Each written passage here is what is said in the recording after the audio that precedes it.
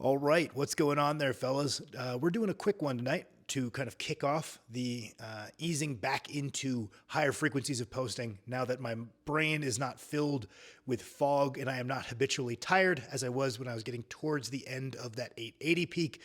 We're back into some volume, having a great time. I am sore all over, kind of different kinds of fatigue for different phases of training.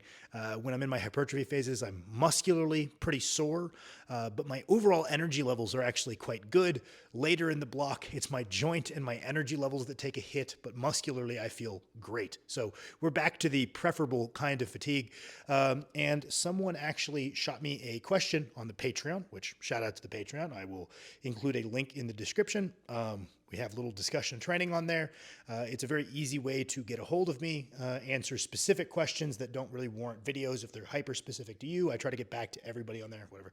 My fucking plug for that aside, someone shot me a question, and then I got almost the exact same question sent to me on my Instagram a little bit later, and I figured, okay, we could just make a very quick video talk about this. Both guys were talking about, hey, I've spent a little bit away from, one of them spent some time away from lifting, one of them spent some time away from a specific lift. So he'd been in the gym, but I don't remember which one it was, but I haven't been deadlifting.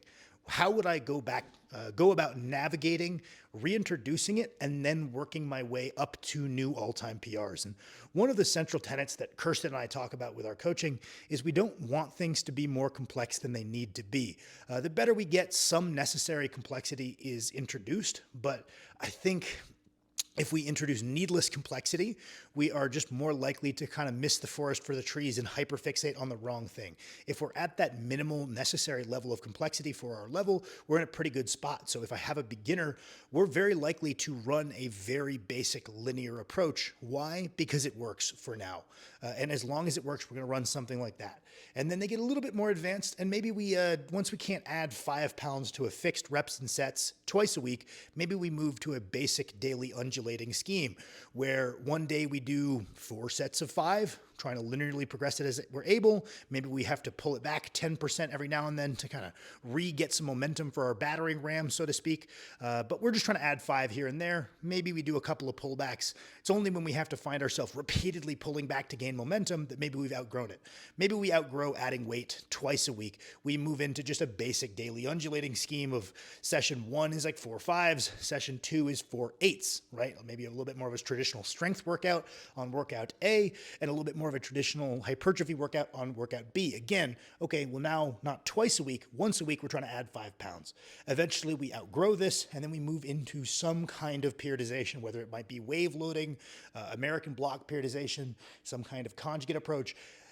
That's all periodization is a question. It's an answer to the question, and different people have different answers to the question of what do I do when I can no longer just add weight, right? We work on periods of one desired rep and set scheme, and then we work on another, and then hopefully by the time we come back to the first one, we're ready to exceed our result in a couple of weeks. We're not going to start out exceeding it, right? We need some time to acclimate again to the rep range, but maybe after 4 weeks, this go round on my 4 sets of 8, I'm hoping to end that fourth week a little bit better than the last time I did 4 sets of 8, whatever the hell it is, right? Periodization is just the basic answer to that question. So we kind of actually rewind time a little bit when we spend time away from a lift or when we spend time away from the gym, and we can afford to take up the simplest approach, which is a base linear like 5s or 8s or whatever you find is most appropriate for you, trying to establish and remember our technique so we're not just like have infinite breakdown to just get our +5. We want to give ourselves a runway. Don't start with the maximum weight you could do for your 5 5s.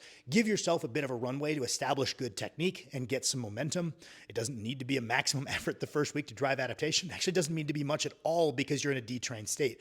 And this is something that honestly makes its way into my training quite frequently because in strongman, we're constantly rotating in things we haven't worked on in a little while. So we can afford to just take a common sense linear approach and maybe then a common sense daily undulating approach until that lift reaches well trained again and starts to get sticky. And then we have to return to whatever our preferred answer to the question that is periodization, which one you like, whichever one makes sense to you as a logical answer to that question. If someone asked you, then we return to that. But we don't necessarily need to jump straight back into our preferred method of periodization if a motion is novel or if we've spent some time away from training. It's may as well take the easiest possible approach. So if you said, hey, like I don't spend time away from the gym, right? Like Max very rarely rotates in new movements. So this doesn't apply to him because he's a power lifter. And what he's trying to get ready for is pretty static in nature, right? So he's pretty good at squatting most of the year. He's pretty good at deadlifting most of the year, and he's pretty good at benching most of the year. Whereas you guys, as general strength enthusiasts, maybe you want to work on your dip for a first time in a while. Maybe I think adding in dips is going to give me a good benefit, or my next show requires an event I haven't hit in a while. I will select what I feel is an appropriate loading scheme that's going to be static. Maybe if it's a slightly higher skill movement, we select something like inverted volume. So instead of doing 3 sets of 8, I do 8 triples to kind of keep the power component a little higher. And I'm doing the same weight I would do 3 sets of 8 with. Keep that power a little bit higher, drill less breakdown. Or maybe it's a very regular static lift that's very bodybuildy and it's bench press and I just do the 3 sets of 8. Or maybe I'm like, I kind of want to dabble that line between strength and hypertrophy together. I'm going to work on some 6s. The nice part is it's pretty unimportant what you actually pick. I would probably urge towards the side of volume. If you're going to select a lower rep target, select a higher number of sets. Give yourself a runway and run out a linear. If you're doing it twice a week, you can transition nice and gracefully from that linear into a daily undulating. And then once those things get sticky, we return to our preferred method of periodization.